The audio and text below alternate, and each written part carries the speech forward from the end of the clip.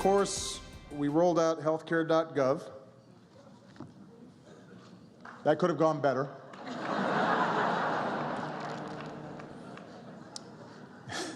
In 2008, my slogan was, yes, we can. In 2013, my slogan was, Control, Alt, Delete.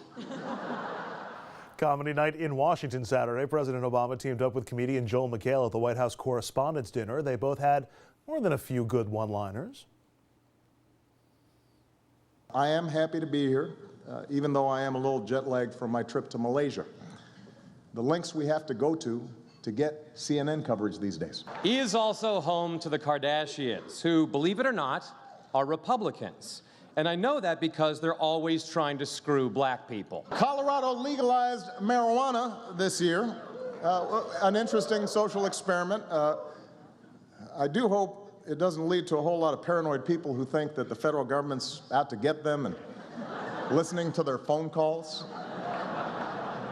That would be a problem. Look, I know it's been a long night, but I promise that tonight will be both amusing and over quickly, just like Chris Christie's presidential bid. Let's face it, Fox, you'll miss me when I'm gone. It will be harder to convince the American people that Hillary was born in Kenya. Hillary's daughter Chelsea is pregnant, which means in 9 months we will officially have a sequel to Bad Grandpa. It also raises the question, when the baby is born, do you give Bill Clinton a cigar? These days, the House Republicans actually give John Boehner a harder time than they give me, which means orange really is the new black. Easy to go too far at one of these things, but I mean, it seems like everybody who's hitting the punchlines pretty good.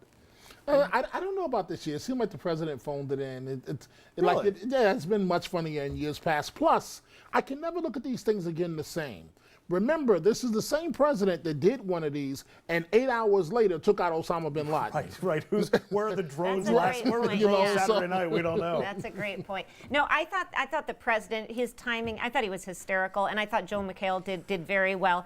There is, as Dominic mentioned, a darker side to these things, and there's been a lot of criticism, and people said this year was a little bit toned down as a result of the fact people feel like there's too cozy of a relationship between the press and the White House, and we're not getting information we need.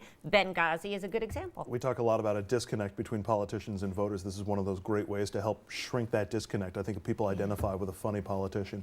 We're going to wrap up RFL right after this.